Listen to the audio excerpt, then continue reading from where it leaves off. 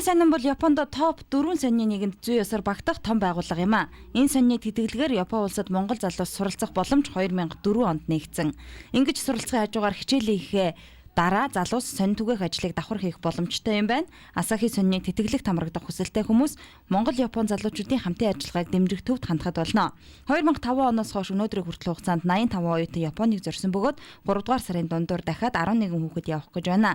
Хэрвээ энэ хүүхэд залуустай нэгэн айдлаар орчинд нь хэл сурч давхар ажиллах хүсэл танд байгаа бол дээрх төрийн бус байгууллага Тэнгис кино театрын баруун талд байрлах Нет Капиталын байранд очих болно. За ингээ манай оюутнууд Японоос өмнө урьдчилан сургалтанд хамрагддаг. Одоо манай Монгол Японы залуучдын хамтын ажиллагааг дэмжих төв дээр. Энэ дээр болохоор одоо Япончууд хамгийн түрүүнд цаг их баримталдаг. Тэгээд цаг баримтлах мөн одоо Японы нийгэмд яаж зохицон дасах уу, нийгэмд нь яаж уусаж одоо тухайн нийгэмдээ өөрийгөө тохируулж амьдрах уу гэдгийг бол эндээ заагаа явуулждаг учраас тийм Японд очиод одоо манай оюутнууд маань ямар нэгэн асуудал гарахгүй өөрсдөө маш сайн сурж ажиллаж байгаа. Оюутнууд маань болохоор өдөөс өмнө хичээлд яваад өдөөс хойш энэ сонин тарах ажил хийдэг.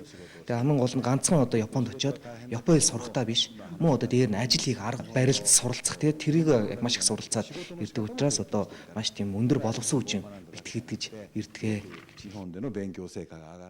Хэрвээ та бүхэн Японы хэлний анхан шатны мэдлэгтэй бол мөн тус улсын хэл, соёл, ёс заншлаас суралцахыг хүсэж байгаа бол Монгол-Япон залуучуудын хамтын ажиллагааг дэмжих төвд хандаж болно. Дэлгэрэнгүй мэдээллийг 33 тэгник 89 дугаар утаснаас аваарай.